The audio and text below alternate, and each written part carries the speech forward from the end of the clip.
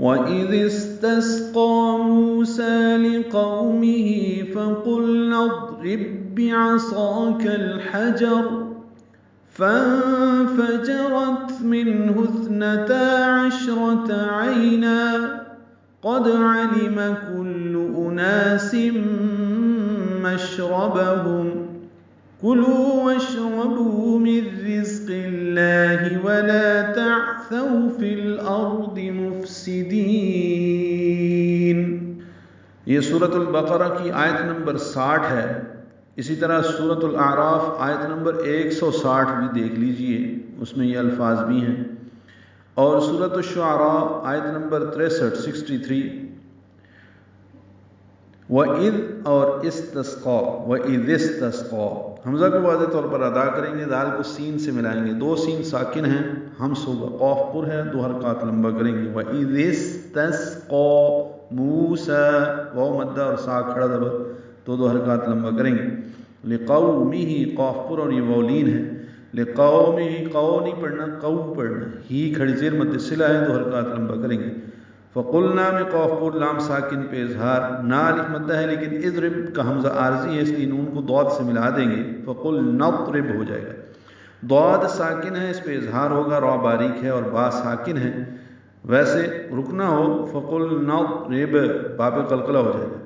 اور ملانا ہے تو با ساکن کے بعد پھر با آیا ہے، دونوں باؤں کا آپس میں ادغام ہو جائے گا، یہ ادغام مثلین کہلاتا ہے، ایک جیسے حروف ہوں تو ان کو آپس میں ملا دیا جاتا ہے۔ فَقُلْنَا اضرب بی، اب تھوڑا دبا کر پڑھیں گے تاکہ دونوں بائیں ادا ہو جائیں۔ بِعَصَاكَ، عین وسط حلق سے ادا کریں گے، صاد پر الف مدہ ہے، 2 حرکات لمبا ہے، کاف باریک ہے اور اس کو لام سے ملانا ہے، اظہار قمری ہے، ہا وسط حلق سے ادا کرنا ہے، جیم کو را سے ملا دینا ہے وقفاً۔ بِعَصَاكَ الْحَجَرَ، یہ حجر نہیں پڑھنا، حجر پڑھنا ہے جیم کی زبر کے ساتھ۔ سورۃ الاعراف میں فَانبَجَسَتْ ہے، یہاں پہ فَانفَجَرَتْ ہے، نون ساکن پہ اخفا ہے، یہ اصل میں فا اور انفجرت ہے، فانفجرت ہوگا، تا ساکن پہ ہم سے را پر ہے، منہ میں نون ساکن کے بعد ہا آنے کی وجہ سے اظہار ہے، اثنتا یہ حمزہ عارضی ہے، اثنتا کا ہا کو سا سے ملا دیں گے تو من حثنتا، تا ساکن پہ ہم سے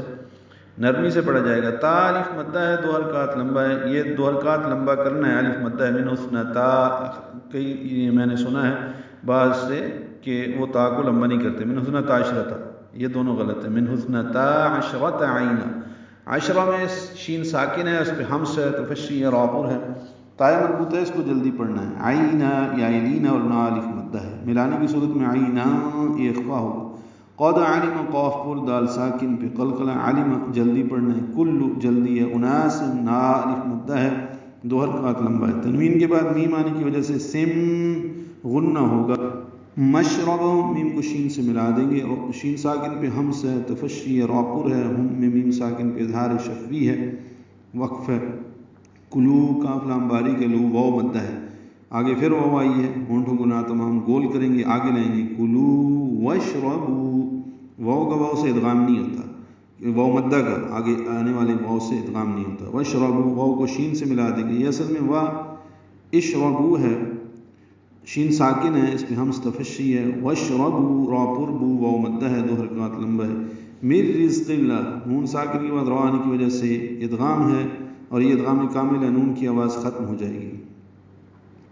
را کو باریک پڑھیں گے، ذات سے ملائیں گے، ذات صفیر کی آواز سے ادا کریں گے، قاف پر پڑھیں گے، زیر کی وجہ سے لام اس میں جلالہ باریک ہے، رزق اللہ ولا تعثوا، لا الف مدہ، تا عین ساکن اس پہ اظہار، ثو اولین، تھا نرمی سے پڑھیں گے، فی الارض میں لام ساکن پہ اظہار قمری، را ضاد دونوں پر ہیں، مفسدین میں فا ساکن ہے، اس پہ ہم سے دال کو لمبا کریں گے، مفسدین یہ مد عارض سکون ہے، نون ساکن پہ اظہار ہوگا۔ اور جب موسیٰ علیہ السلام نے اپنی قوم کے لیے پانی طلب کیا تو ہم نے فرمایا